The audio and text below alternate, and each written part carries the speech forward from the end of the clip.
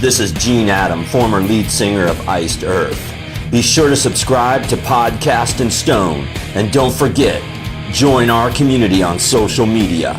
Metal lives.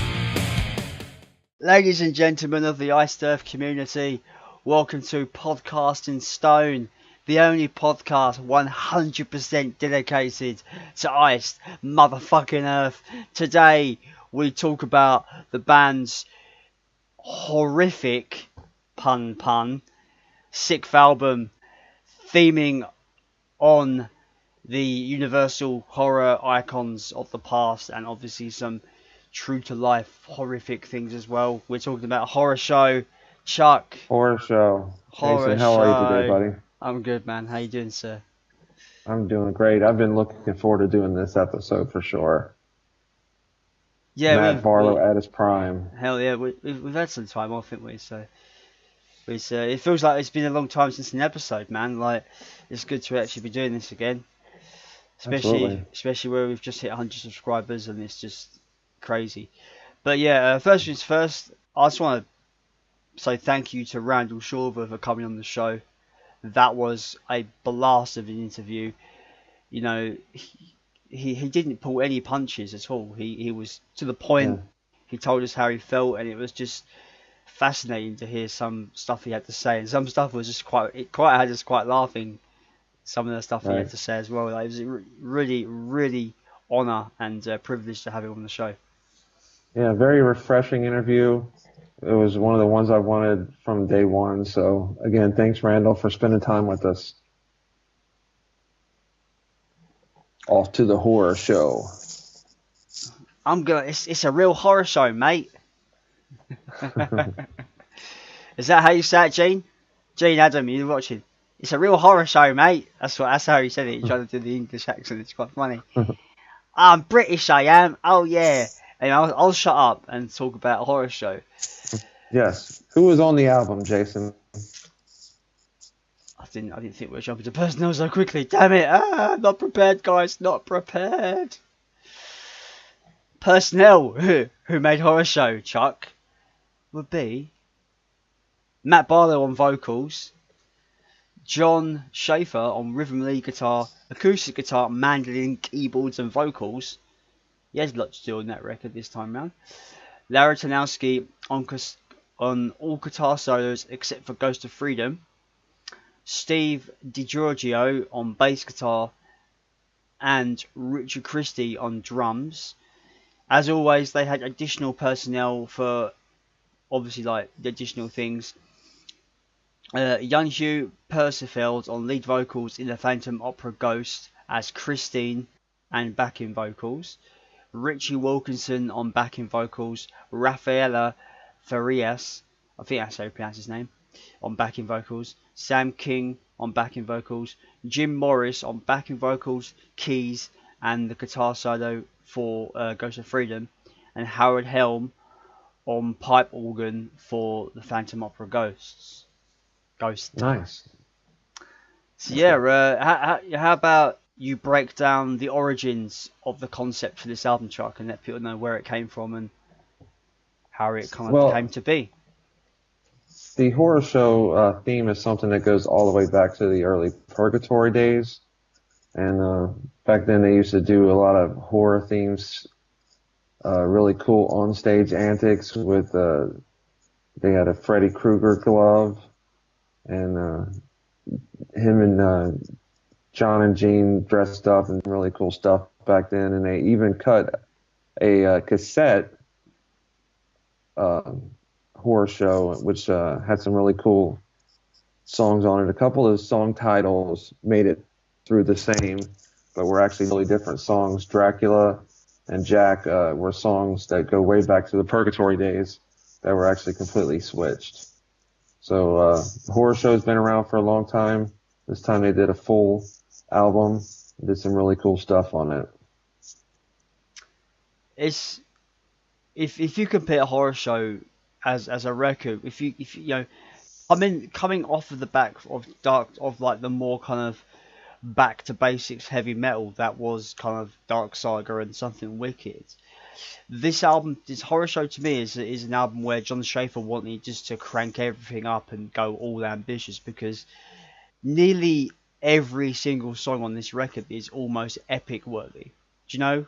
You know, like Right. if Absolutely. they played a show with just all epics, I could pick a numerous songs off this album that would be qualify. Obviously, there'd be fans that go, "Oh, Damien's the epic," because it's like over 9 minutes. Yeah, that may be true in context of how long a song is, but I'm talking about sonically and audibly. They just have that epic sound to Right. them. Yeah, and I don't You know. always gauge an epic song off the length of the song also. Yeah. So to me, epic isn't just defined by it being 9, 18, minutes long. So there's definitely some great stuff off this album. And also, you mentioned kind of the evolution. You had Burnt Offerings in one direction, then you evolved into Saga, and then Something Wicked. And this is just a great next step to just keep evolving and getting just different enough that it's got such a different feel. And I love that about this time period, because it's not hugely different from Something Wicked, but it's definitely different, and I love that. And that's the main thing about that's like I've said this numerous times across all of our episodes, that the one thing I find extremely attractive to Icef of Icef's music is the fact that they don't stick to one thing for too long. They like to keep things varied, have variety in that, but there's always that underpinning sound that is Right, undeniably Iced Earth, and that's what I love about it. You right. know, I you're not getting the same record twice with Iced Earth. That's the cool thing about this band, is that they are always trying to. I think John's always trying to one up himself, for the sounds of it. You know. yeah, And as we're on the concept of evolving and the band evolving, I will go on record right now and saying this album has some of the greatest vocal melodies Matt has ever put to record, like ever. Like some, absolutely.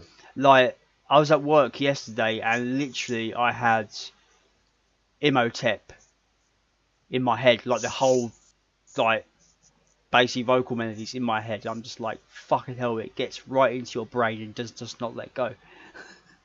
Like the vocal Right. melodies are incredible, and I think this is probably one of Matt's. Obviously, it's his last record for a time with the band, and I think he went out with. He couldn't have gone out stronger, in my opinion. Absolutely. It's like you said, this is probably one of the most catchy, epic, and it just keeps going from it snags you at Wolf, and then it keeps you going to the very end for sure. You're forgetting one word. One word, yeah, catchy and epic. There's one word missing: heavy. This album is heavy Oh, as fuck, man. Like when you get the chanting in Damien, it's just like. By the way, I'm swear to you, man. In that chant, they say "set a bomb," and they go "set a bomb on there." I'm sure of it. It's either me being a bit mental, or they actually say "set a bomb" that's in those chants. that's something we definitely need to ask on the Schaefer Part 2 interview Yeah, man. Fucking hell. for sure. If we can get him back on, that'd be amazing and stuff, and talk more in depth about particular albums, because obviously we spoke a lot to him about Burnt Offerings, but to speak about Horror Show would be really nice and stuff like that. Yeah, like let's go back on track a little bit. On Damien, where it's after the soft bit, it's like oh, it's so heavy, man. Fucking hell. Yeah. Damien is a song that gets in my mind a lot, and just it grabs you from that intro, the bass intro. It's Yeah. just so heavy, and it's just a killer track, and it's terrific live. It's a song that definitely transformed to a great live song as well. Oh yeah. When I saw they played it on Dystopia tour. When I saw them, it was like third song in. It was like Dystopia, Birthing Times, Damien. And I'm like, that's a great opener 3 right there. Right. For an opening Yeah, 3, like, that's fucking great. and Stu does a great job of it. I actually Yeah, love the Stu version on Ancient Creon. It's tremendous. I like Matt's version of Dracula the best, but Stu did a great job of Damien. Made it his own for sure. see, I think Stu does a good job. Out of the whole catalogue that has Matt on it, I think Horror Show is uniquely Matt's own. If that makes sense. Like, I feel that someone else singing it is not going to be the same, which it isn't with Stu. Obviously, he does his own thing because he's not trying to copy Matt in any way. But I just feel Matt's vocals on that album on Horror Show are so tremendous and so different from what he'd done previously. If you think about it, like his vocal, his delivery, and his way of doing it just comes across like he is evolved like massively from Something Wicked to this record. Right. Like yeah, like I just like whenever someone goes, when we ever talk about songs we'd like to hear Stu do, I would like to hear the Horror Show stuff, but in the back of my mind, it's that one album that I feel that Matt is just perfect on it, Right. that I just And don't. another thing, I know Storm Rider is my favorite. Something Wicked is yours, but this may be the best written Iced Earth album in the catalog as far as melodies, lyrics, everything put together. It very well may be the best written one. I think I'm gonna have to agree with you.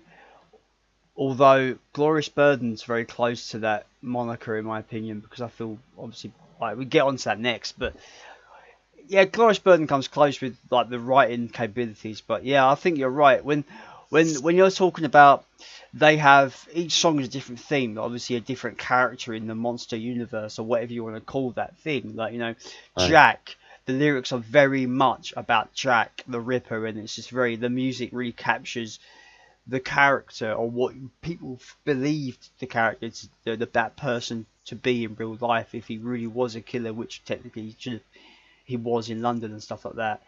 And Wolf is a great epic opener for the album that really captures the Wolfman in such a in kind of a depressing manner, because if you listen to some of the lyrics, it's as if like John's feeling sorry for the person who is cursed by the bite of the wolf kind of thing, like Right. it's kind of sad because you could have, like you said, I forget the fucking lyrics now off the top of my head because I'm a terrible person, but he says, a man who says his prayers at night, but when the full moon comes up, he's going to turn into a wolf, like and he's going to go and hunt and kill people, like no matter how, it's kind of sad if you think about those kind of that kind of idea in the songwriting where this a man of pure and of pure heartedness, and that's the man of God and says his prayers, even a person like that will turn into a ravaged beast if he's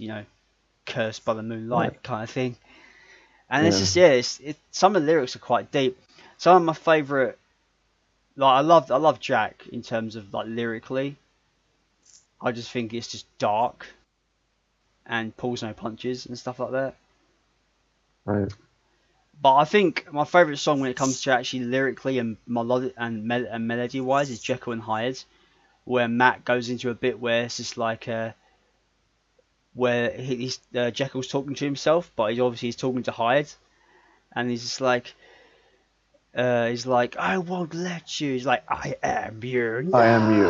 Right. Yeah, that's it's fucking well cool. So one of the, I think it lyrically and just melody wise, it's at their peak for sure. They nailed it for sure. And just to take you back to show you where the record industry was at this point, I actually pre-ordered. This was Horror Show was the first one that I got the day it came out, if not before. I remember actually calling Century Media with my credit card and pre-ordering it because they offered through Century Media the second disc, which was the interview disc. So Horror Show has a special place in my heart for that also, because it's the first one that I got right at the beginning. Yeah, when I got into the band, I think Horror Show because I discovered the band in 2000, but I really got into them in 2001. I think the album just came out, but I didn't really know about it. And I think it was the last record for me to pick up out of the back catalogue. But bear in mind, this is pre-Glorious Burden, so out of the back catalogue, going from Horror Show backwards, Horror Show was the last one for me to pick up, which is weird because it was the latest record out. And then Glorious Burden came out, and then I started getting them on day release kind of thing. Right. But yeah, I remember, like, you know, putting in a Horror Show after buying it in a CD store, and I used to have an old like CD Walkman back in the day. Right. I'll be on my way home and I put it on, and just the drums speak to me in that opening.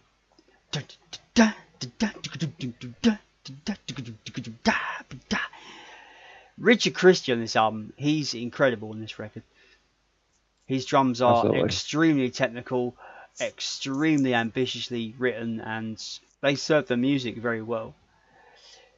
So the drums really speak to me, and Matt's scream in Wolf that opens that song up proper, like, fucking hell. Like, he screams his fucking tits off, man. For sure. It grabs you from the beginning. So with that intro, let's go ahead and do a little track by track. Wolf. Wolf is a perfect opener for this one. Like you said, it just grabs you. It's heavy. It's fast. Just well written. Just Matt Barlow classic. And like I said, it's got a slight melancholy to it as well, which I quite like. You know, right. Like I said about how, like, you know, there's some kind of sadness in that song buried in there. If you really kind of look, if you dig into that song a bit more, there is some quite sadness, because say, like, if you or me, if we're standing people, we're decent people. I like to think I am anyway. We're nice, good people. But if we're bitten by a werewolf and we survive, we're gonna turn into a beast and kill people, no matter how kind-hearted we are. You know, that's the sadness. That's the way I find the sadness in that song. Right. So yeah, that's deep, Jason. There's some definite some melancholy in that song, no matter how heavy or vicious it can be. Like Damien. The undisputed epic on the album, I suppose. Like, yeah, if like I said in the beginning, like, if people are going to pick an epic, they're going to pick Damien for sure. It's probably the band. Damien. I think since Dark Saga, since Dante's Inferno, I think Damien's probably the most epic song they've written since Dante's Inferno at this point in their career. If you don't count the Gettysburg trilogy, which came out after this, but yeah, Damien's, it's got so much layers to that song. It's excellent. Damien is just evil. It's just great. I remember when this song came out, it actually inspired me to go buy the Omen. I went and bought the Omen trilogy on DVD because the song spoke to me, and it's just the evil. It's a perfect song. Sounds and we mentioned earlier, it sounds tremendous live too. Yeah, man. Like there's that part in the song where it's epic already, but it ups the epicness, if even that could be done. You know, like where it's just like, curse you, Nazarene, I shall avenge thy torment. That whole lead part, Larry Tanowski, man, he was on form. Like, I get goosebumps every time they play that bit. Yeah. When that bit comes on, it's like, so good. For it being such a heavy song, also the acoustic intro kind of just, you know, it's that one in Dracula. It's got them slow starts. It kind of tricks you a little bit. Like, oh, this is nice. Oh, fucking hell! Like, you know. So, Damien's great. After that is Jack. Jack is, you had mentioned that before. Jack is the one that just is great live also. Great lyrics, very catchy, just catchy, heavy. I've got a funny story about Jack. Like, if you want my opinion of Jack is that it's one of the highlights of the record. It doesn't get spoken about enough, in my opinion, and it's the main heavy metal song on the album, if that makes sense. It's very straight up, just fast in your face, and it's just really, really good. So I love that song. And the funny thing about that song is that when I first heard the song and I got into the band and listened to this album and listened to Jack, I got the chorus wrong when I was younger. I thought he said, "I curse you once, I curse you twice," but he says, "I cut you once, I cut you twice." Now, is that easily mistaken? Yeah, I could see, Because I wasn't the only one. I had friends that thought he said curse in the chorus. Speaking of I could see that mistake. Speaking of the chorus, though, how catchy is that fucking chorus, man? I love it. That song just grabs you. That even that intro with I call it the echo. I mean, it just I'm a tremendous bastard, son. Yeah. So anyway, Jack is just great. Yes, and then from there we go to Ghost of Freedom. To me, it's one of the most underrated Iced Earth songs out there. Sounds terrific. It's just very melodic, and it lends itself to the acoustic version perfectly. And surprisingly, with all these heavy songs in there, it's a nice fit. I will defend, the Iced Earth ballad as Iced Earth, playing to one of their strengths. John is extremely well versed at writing ballads, and their history has proved that. It's proved that tenfold. The cool thing about Ghost of Freedom is that if you listen to the interview on the 2-disc version of Horror Show, John does bring up that Ghost of Freedom was inspired by a concept brought to him by Matt, and they basically wrote it together. And it's the lyrics are by Matt and Schaefer. Right. They both wrote the lyrics to that, which is really cool. Very good track there. Yeah. From there we go to Im-Ho-Tep, and Im-Ho-Tep is my sleeper of the album. It's a song that I like a lot more today than I did when it first came out, and it's got that feel. It's got that mummy Egyptian kind of feel to it. It was just perfectly written. Tarnowski's guitar on it is tremendous. I love it. Yeah, what can you say? I feel that Tarnowski, his lead at the beginning, it really captures that, like you said, that Egyptian feel. Right.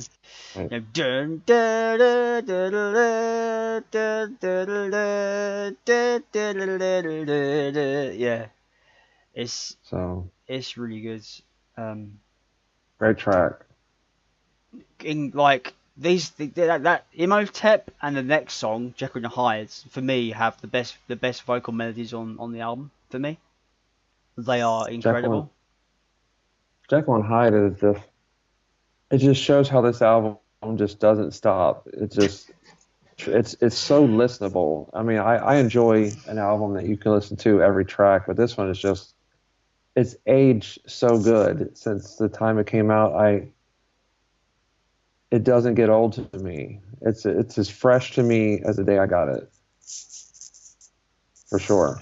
Yeah, and I think that just speaks of a wonderful production job. And John, he said it took him a few albums to know what he'd done in the studio. I think they nailed it with Horror Show, with getting the production right and getting everything just sounding fucking just on point. And it's just, the whole package just sounds incredible, especially on vinyl. Vinyl. We'll get to that in a minute. People, vinyl. Just get on it, because not just Horror Show, but I think every Iced Earth record that I've got on vinyl sounds incredible, and Horror Show is up there as one of the best sounding ones as well. So I highly recommend getting the vinyl for sure. Dragon's Child. Dragon's Child to me is the only okay song off the album. I like it. I don't skip it, but I don't love it. Sorry, I cut in. Go ahead. I was gonna say I like the riff. I think the riff's really catchy. I don't want to say it's a weak song, because it's not. But if you measure it against everything else on the record, it kind of is the kind of weakest link. It's Yeah, but and then again, being a weakest link in an amazing album is not actually that weak. So right. There's do you always know got what to I be mean? a, Like, a but then again, this so is like I said, it's not a bad track. It's just not super memorable for me. It's not a highlight. yeah, and don't get wrong, like this is just our opinion, guys. You know, I know for sure there's people in our group that have already openly stated that they love this song. So that's cool, man. Like, I wish I could love this song like some people do, but sometimes Right. it's all to do with taste, you know. Maybe in another year or two, maybe I'll end up loving it. It might, you know, taste is always changing, and Right. your ears are always attuning to new sounds. So maybe I'll look at it in a different light Sure. in a couple of years or something. You know, you never know. They might throw it on a live album or something, and I'll be like, man, I love the way Stu is doing that. You never know. Yeah, like it's So, yeah, you never know. You know, it's a good track. It just doesn't stand up to what else. Uh, what else? Well, when I say it doesn't stand up to everything else, I'm not including Transylvania in that analogy because Transylvania doesn't count because it's a cover. And that's what's right. next in the album because yeah, Transylvania. Oh yeah, by the way, with Transylvania, I don't understand why they were insistent on bugging it like pretty much bang in the middle of the record rather than at the end where bonus tracks Well, should be. and we haven't talked about that. There's a couple different versions, and we'll show those. There's one version where is it track 8? And there's another one. Yeah, there's a version I have where it's track 8, and then I have another version where it's track 1 on the interview disc. So a little bit of track differential in those. Yeah, and Not quite. the Slave to the Dark version is the last track on the record on the Okay, Slave so to the that's 3 Dark different version. ways that it's on there. But like So I think the most common version, the most common track listing for that song is track 8. It's like dead. It's like right in the middle between Dragon's Child and Frankenstein. the the track doesn't bother me. It just doesn't. It's not a standout, and I I un- hear it. I understand why they included it because it's called Transylvania. It works very well with the theme of the record. Do you know Right. that's understandable, and we know how much John loves Steve Harris and the band and Maiden and Right. that. So yeah, I'm not knocking them for doing it. They can do what they like, but I just don't. I feel it intrudes on the album being bang in the middle like that. It should have been at the end. That's just my opinion. To me, it's just not as special as the other Maiden ones that they've done. Hallowed Be Thy Name and Number of the Beast and The Trooper. This is, I don't know, maybe since it doesn't have the vocals. Like you said, it doesn't bother me that it's on the album, but if it's not, that's fine too. So that's my thoughts of Transylvania. Yeah, I'm pretty much have the same opinion there. Track 9 will be Frankenstein. Frankenstein, I love it. It's heavy, you know. I love the lyrics on there. You could just hear him, saying if God created man, why can't I? I love that. It's Barlow, just his range on that is just a great Barlow song to me. And on the subject of on the subject of Frankenstein, they did release a single for Frankenstein. I thought I'd show this now because not many people know this exists. Hell, I didn't know it existed until Chuck let me know. So it's really hard to find, but it's not expensive, which is strange. Like, I picked one up for about $6, so I didn't pay much for mine at all. So keep an eye out for it, guy. Yeah, I do think it's a collectible worth hunting for because it's really hard to find. yeah, I'm quite the eBay shopper, and I remember I seen one several years ago, and it was close to $50.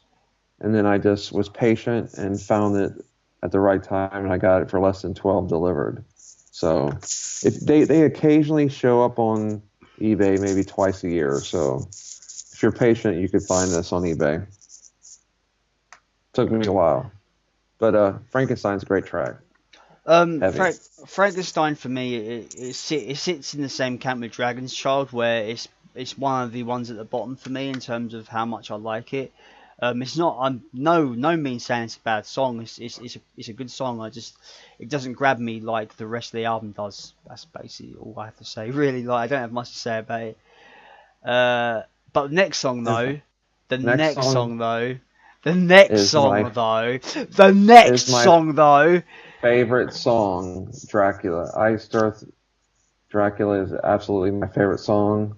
I'll never forget the first time I heard it and just the slow intro. And I was like, I just knew it was coming. I was like, this song's going to be huge. I could just tell.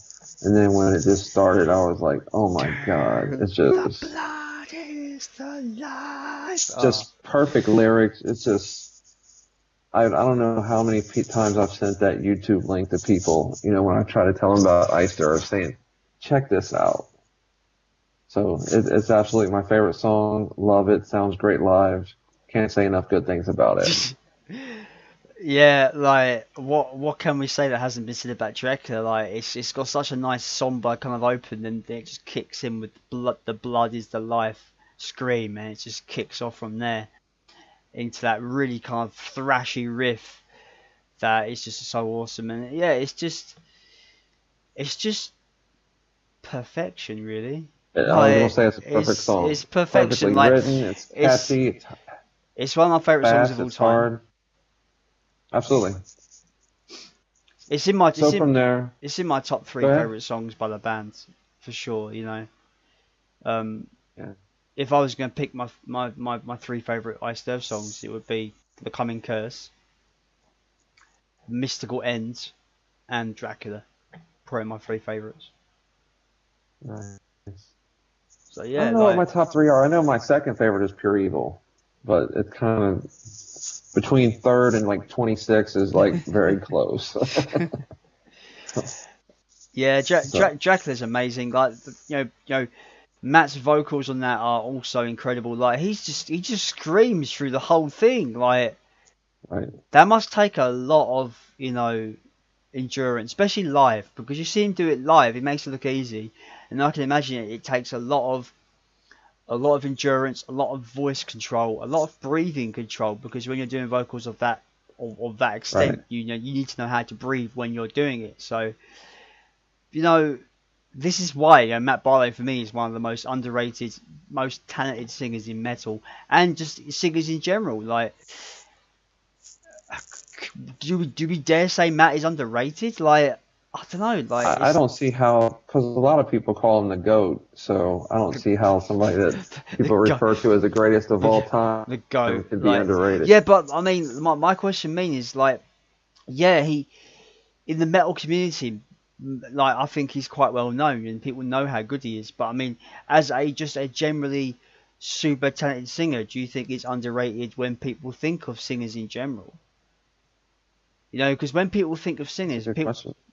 people bring up, obviously Elvis Presley is a big name. People bring up, I don't know who else, fucking Whitney Well, Houston, I in think. metal, Like, when you like hear about the metal gods as far as vocalists, Dio and Halford and stuff comes out, and, Bruce even Dickinson. Hetfield to some, Bruce Dickinson, but, I don't think he gets enough. But I mean, that's one thing I've always screamed is I don't see how Iced Earth isn't huge. I don't get it, but, we're working on it. That's why this podcast exists, to get Ice Surf out to more people. And Yeah, yeah, for sure. yeah. So Dracula. And then from there, I think it's also a pretty underrated song, Phantom Opera Ghost. I love it. I love the back and forth between Yeah. the female You singer on there. you literally took the words out of my mouth. I was just gonna say I love the whole almost a conversation between the two Right. characters. Like Yeah. it's I, really I it's really cleverly it's really cleverly written, so they've got that dynamic there. it's got great dynamics. That's a good one. It's Yeah, it's well written. The lyrics are great. It's a great tune for sure. I think it's got an epicness to it. Not as much as Damien maybe, but it's got an epic feel to it. the And only the only gripe about that song is that I don't like the title. The title's awkward to say, you know. The Phantom I Opera always Ghost. You can well when it's I first heard it, I couldn't help but think of the Iron Maiden song, Phantom of the Opera. So maybe that's his love of Steve Harris kind of came out a little bit in that one too. So yeah. So after that, I know we kind of briefly touched on it. For those of you who have it, there is a 2-disc version that there's a 50 or 60-minute interview on there with John, and it's very, very good. I remember when it first came out, he goes well into the record and kind of breaks down each song and goes into the Purgatory stuff. Talks a lot about the old days with Gene, and even talks about Bill Owen, and kind of goes from talks about all kinds of stuff, even goes into motorcycles and stuff a little bit, deals with some of his ins and outs with Century Media.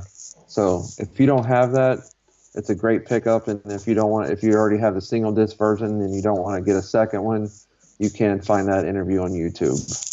That's how I watched. That's how I listened to it. I listened to it on YouTube. Yeah. I've watched it several times on YouTube, and I have it. Because in the UK we didn't get this version, unfortunately. So I've only been able to pick this version up quite recently. I meant to have a slipcase, but mine didn't come with a slipcase, which I'm quite upset about. Chuck's gonna rub it in. Thanks, Chuck. I love. What do you call this? Is this called a digibook? What do you call it? Yeah, it's not a digi. Yeah, it's a book. Yeah, digibook. I just call it a digibook. Yeah. This is a digipack. Okay. Right. I love the digibook. There's kind of a similar one in the Plagues box that also. I don't like digi at all, but I do like this book, especially when it comes with a nice slipcase. Shut. But I didn't mention this before. This is my absolute favorite album cover. Love it. It's got great artwork. We talked about Damien. Look at that artwork. Yeah, but for sure the Damien artwork is my probably my favourite piece. Like, right. Do you remember where we were saying about how Incorruptible was going to come out, and John was saying how they've got a multitude of different pieces of art that could easily be the front cover. I think Horror Show is another example of that, because if you look at, like, Damien looks amazing, Jack the Ripper's art looks incredible. Like, it's all the art for the individual characters all look great, and I feel it's another one of those albums that any piece of the art they got made could have easily won, but the battle for the cover, so to speak. Heck, even the disc for that is almost album cover worthy. I actually prefer it with that set. I think the set makes it look a bit cheesy, personally. But here's my single disc version. This is the one that's got Transylvania at track 8. Mine's signed by Tarnowski. Nice one, man. So there's some horror shows. You want to do some vinyl? Yeah, let's crack into some of our collection. I have the 2015 Century Media reissue. I do as well.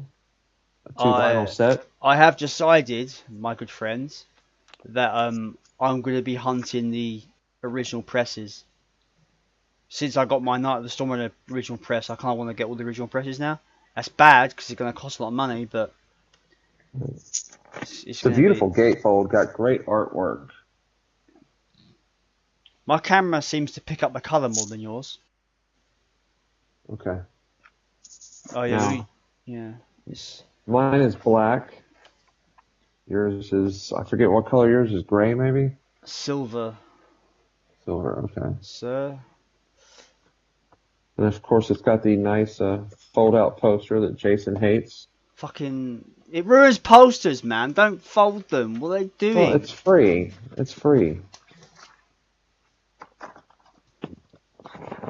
Yeah, I think the artwork looks incredible blown up as well.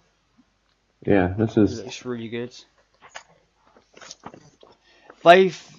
Is it me, or have they made it a bit lighter on the colour? It's not as dark as the CD artwork. I'm not sure. I know earlier we mentioned Like, look, The early look how dark the CD artwork is compared to the vinyl. Yeah. Good point. Jason, I know you have this as well. I don't have This it at is a hands, but yeah.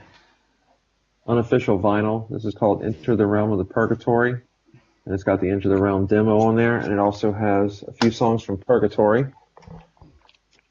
Some notable ones that would end up being inspirations for this album, like Dracula and Jack. Dracula in Jason's Mind. Yeah.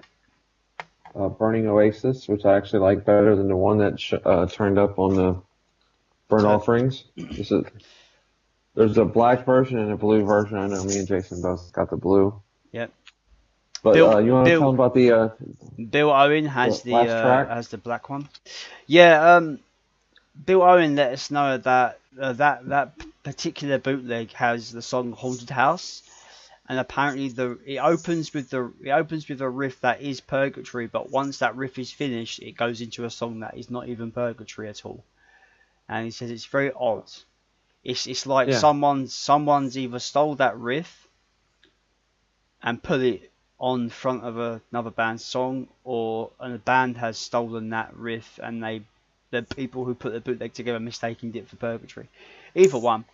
But yeah, it's very odd. I've listened to it and it definitely, like, you can tell it's not Gene singing on that song. So I love Jack and Burning Oasis. I mean, I love those two songs.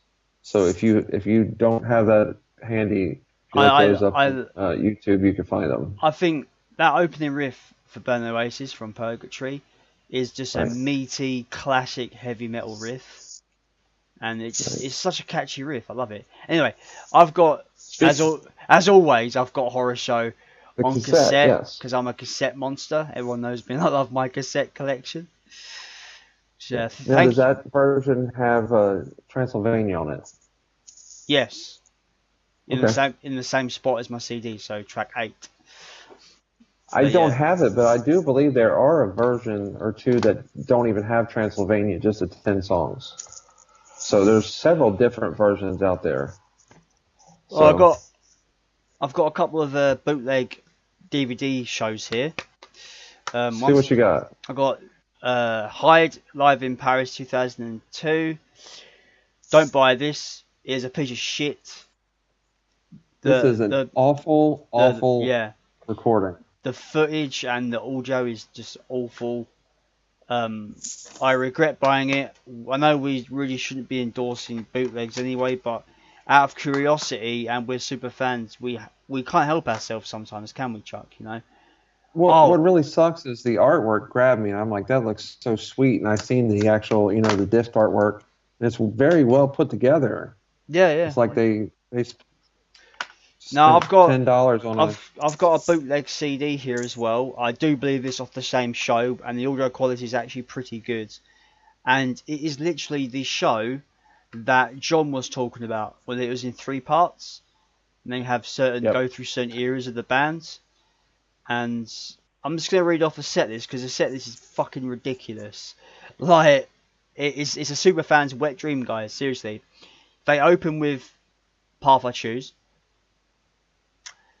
Curse of Sky, Traveling Stygian, Burning Times, Vengeance is Mine, Stand Alone, The Hunter, Watching Over Me, Scarred, Slave to the Dark, A Question of Heaven, 1776, I Died for You, Prophecy, Birth of the Wicked, The Coming Curse, Wolf, Damien, Jekyll and Hyde, Transylvania, Jack, Frankenstein, Dracula, and My Own Saviour.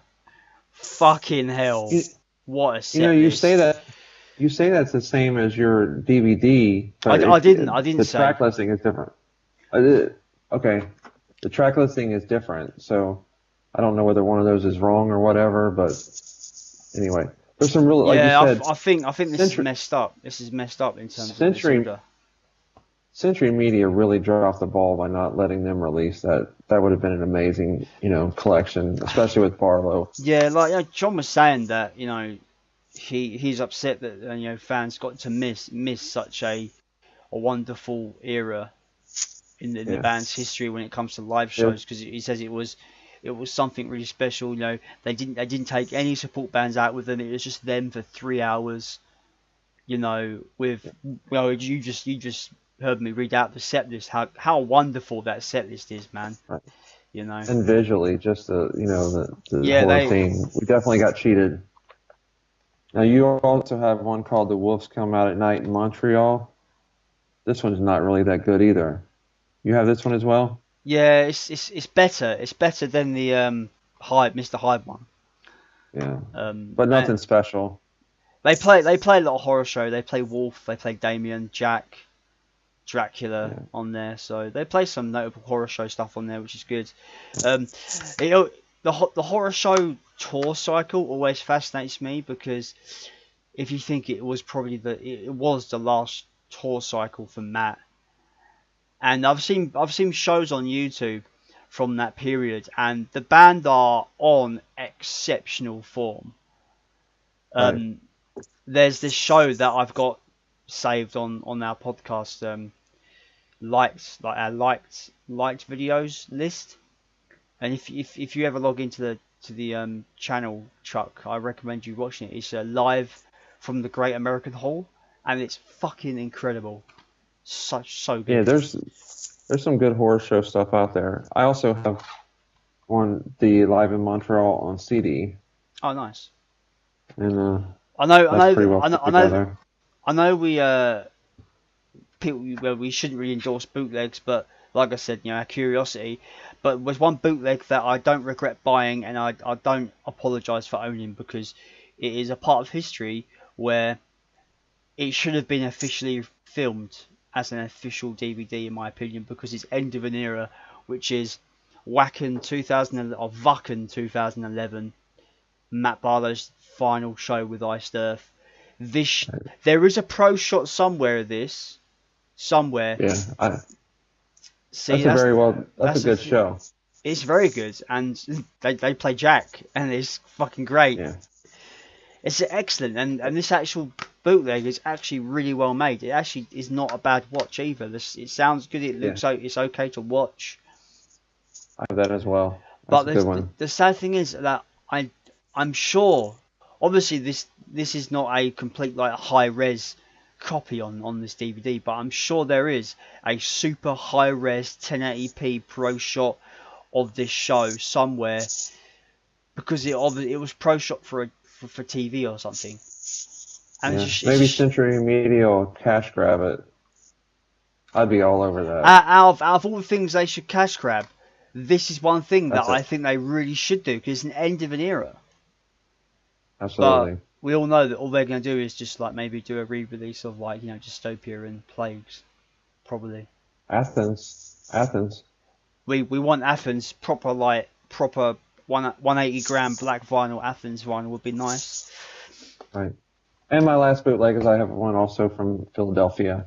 This one's pretty good quality. Who sent you that, by the way, Chuck? John Baylor. Props to John Baylor. This is pretty cool. I love the CD. So some cool stuff there for a great album. Like I said, Century Media definitely dropped the ball by not officially doing that. Just one of those things. I didn't think it was a good idea at the time, but I sure would have loved to have seen it. Horror Show, great album. Like you said before earlier, I love to listen to it on vinyl. I love to sit there and open up the gatefold and look at it, and you have to flip it a few times, but it sure is fantastic on vinyl. So shall we get on to some community responses on and absolutely. Let's hear some and their stories on Horror Show. Adam Ortiz comments, I remember thinking the cover was so damn cool. I don't have much to contribute except last Halloween I played that album while giving out candy to trick-or-treaters. It's hard to pick a favourite song because they are all so damn good. I wish Century Media would have recorded that 3-hour live DVD John talked about in his interviews. Fucking assholes. Yeah, see, even Adam is quite angry about that whole DVD, shenanigan thing, but right. It's 2017 now, it's a bit late. Yeah, nothing you can do about it now. Yeah, So, but yeah, I agree that it does get hard to pick a favourite from that record. Obviously, we have our favourites, but it's right, not saying the rest of the record is bad. That right, every song is still got they can stand on their own merits for sure. for sure. JP, Thanks, Adam. yeah, cheers Adam for that. JP Capriani, I think that's how you pronounce their name. I remember when that album was first released, I had been listening to Iced for about 1 year prior to that. All the older albums beginning with Live in Athens. When I think about all the albums through to Incorruptible, I believe that Iced really hit their stride with Horror Show in terms of combination of music and lyrics slash story. That's what we just spoke about. Yeah, Yeah, we totally agree there. In thinking about the three albums that followed, Glorious Burden, Framing, and Crucible, I feel that they were more concerned with the lyrics and story as opposed to the music. Horror Show blends the two almost perfectly to create a truly great concept album. I agree with that completely. spot on. I really do agree with that. That's great. Thank you, JP. Michael Havoc. What a great surname for a person, Havoc. Does he create havoc in his wake? Michael Havoc comments, I recall a friend name dropping Iced Earth in high school. I had no knowledge of them, but kept them in mind the next time I dropped by the record store. I flipped through their section and was bowled by just bowled over to see Horror Show, an entire album dedicated to my biggest obsession of my youth, Pinch Me. So I purchased it and put it on in my buddy's car. Out comes Wolf blasting through the speakers. I had yet to hear a record that was so intense that I had to turn it off to process it. But by the time they hit those triplets, that very thing occurred. I later got home and absorbed it more properly through headphones. I couldn't believe it. What a feeling that first thorough listen was. I went back the next day and grabbed the 2-disc Days of Purgatory, and that was it. I was hooked. At the time, Ripper had just joined, my favourite singer ever in my favourite bands. Couldn't be happier. What a golden time to be a fan. I still miss that lineup. Few things have compared to that feverish love I felt for those few years. Anyway, my whole journey with the band began with Horror Show, so my love for it still keeps it as top tier material, with Framing Armageddon vying with it for the #1 spot. Thank you, Michael, for That's that awesome. story. That's an awesome story. That's a great story. And you know what? Framing doesn't get enough love, so it's cool to hear someone hold that as their favorite. That's awesome. I love it to see. I love Iced Earth for that reason. That there's so many albums that could be people's favorites, whereas you might have, some bands that only have like one or two that people always say is their favorite. There's tons of Iced Earth albums that I could see being people's favorite. So I love to hear stories like that. Yeah, man. Yeah. And I'm looking forward to getting to the Ripper Owen stuff very soon on our shows. Yeah, like I am as well. Being the first stuff. Like the Ripper stuff was the first new stuff that came out when I got into the band, if that makes sense. Right. Because by the time I got into the band, Matt was pretty much already out, I think. And then the Ripper era kind of began, and that's when I really I was already invested in the band already, but that's when I really became obsessed. Is when, like, I was already obsessed with the band, and then when Glorious came out, I was a bit like, oh, okay, they've changed the singer. But we won't talk about that. We'll talk about that next episode. So, yeah, those are some good stories. Thanks to everybody who participated, and I love hearing everybody's stories. That's one thing I love about our community is just fan interaction. There's so many people that I talk to on a almost daily basis, whereas before, 4 months ago, I didn't have anybody to talk to Iced Earth about. So it's nice to see people sharing videos, and we get exclusive acoustic performances by Gene Adam, and that just touches so many people. We've got something very special in our community. So everybody even if all you do is watch it and don't participate, just thanks for being there with us. It's fun. We got a lot more in store for sure. It's it does blow me away that we've been doing this for 3 months, and the strides we've made in 3 months is incredible. And the other fact that I'm not tired. I'm never tired to talk about this band, and Right. you know, we're halfway through their catalogue now, you know, and Yeah. I know it sounds funny, but we've reached the end of what I like to call their classic era, because 1990 to 2001 is what I call their classic era. Debut to horror show. See, I differential on that. I call it the end of the Barlow era, because to me there's a different classicness when you hit the Ripper stuff, and then the Stu Block era. That's just me. But I call it the Barlow era. When I say classic era, I'm talking not for myself personally, but like as the common consensus from fans that I've spoken to, consider the 90s The horror show. Yeah. Up until horror show, that's a classic Iced Earth era. Those first 10 years or so. But yeah, like we're halfway through the catalogue now. I'm really looking forward to talking. I'm excited to talk about the Ripper stuff. It's more stuff to come, guys. It's gonna be exciting. 2018 is gonna be an exciting one, I think, for sure. Absolutely. Also, in current news, Matt Barlow also recently posted a full song from the upcoming Sentinels. What's the name of that again, Jason? Soul of Fire, I think. I think that's it.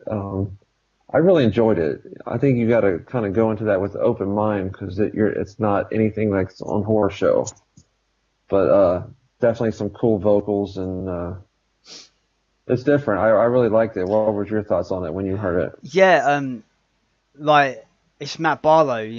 I'm gonna support him no matter what he does.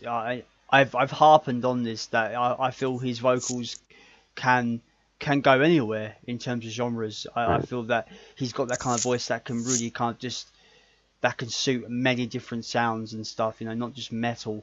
And I think he's proved that with this project. I wish him all the best with this project. I think his vocal work is tremendous. The only downside that I have is that the song didn't I thought it was just going to build and build, but it doesn't. It kind of stays at the same kind of pace for the whole song. And the negative I will say is that the chorus didn't grab me like I was hoping.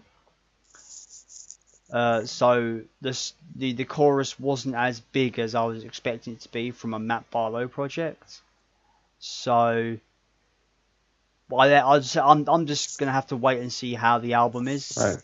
But by this song, it's good, but I don't know whether it's going to be a thing I will choose to listen to a lot of, if that makes sense. Right. So I'm curious to see how that project turns out. And I'm gonna say something very unmetal right now. It's Christmas time, and I really enjoy Christmas music. And there's been a few songs I've heard lately where I've said, Matt Barlow could totally pull off a Christmas album. Do you agree with that? Yeah. I mean, his range is that he can pull off anything. It's Matt Barlow. Have you ever seen the YouTube video of him doing the national anthem at like a race or something? No, I haven't. I'll have to send you a link to that. So he could pull off anything that he does. He's so versatile, it ain't even funny. But anyway, if you're listening, Matt Barlow, Chuck would like a Christmas album. In more current news, it's a double whammy really, because you haven't spoken about it on the podcast. Is United States got their world tour dates? Yes. Across all of the states, more or less. I was lucky enough that Cincinnati, which is my city, was second on the tour. And me and my buddy Ryan are going to try to shoot for the next month also in Cleveland. So hopefully I'll be able to see kind of the beginning and towards the end of the tour. So I'm very excited. Couldn't be more happier that usually I have to go to Columbus, which is 2 hours away, but this one's just a half hour away. So couldn't be more happy. I hope you get those UK dates soon too. I'm sure they'll I don't see them skipping over. Yeah. I forget who commented, but someone asked that question on the group, asking about further European dates, and have the same kind of opinion as me. Whereas, like, why is Germany getting all the fun? And I just said, I'm sure they'll do a second leg. They'll do a second run of Europe. I'm sure they will. Is Germany catching up with Greece as far as popularity? 'Cause they got quite a few dates. I just I don't know. Yeah, I don't It's know. a good question. I mean, I Yeah. love it. I hope they catch on everywhere. I hope that Greece phenomenon goes everywhere soon. Yeah, So, I'm sure they'll do a second run. Like, I just really don't want to wait until this time next year to see them, because that would be a bit annoying for me, because by that point people have already spoken about set lists, and there'll already be videos on the internet and stuff like that. And I don't really want to be spoiled from what kind of material they right. play from their previous stuff, because where John was saying about how they're going to play stuff they haven't played in a long time, I don't want that to be Yeah. spoiled. I want to be surprised. And Well, he already mentioned that it's going to be heavy on the Incorruptible album. What do you think? 8 tracks? 7, he said. 7. So I'm great with that. I love this album. Speaking So about incorruptible material, it's no doubt that they're going to probably play Black Flag live, because they've just dropped a music video for Black Flag. what a surprise that was. That was unexpected, extremely That unexpected. was nice.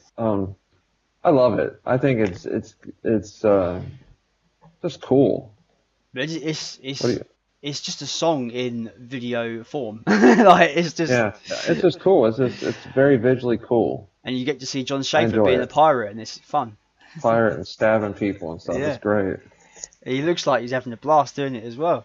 Yeah, it's definitely one of those videos where you look at it and say, "Yeah, that's my band." They look pretty cool right now. So Yeah, the only time you see John Schaefer not a walking advert for the band.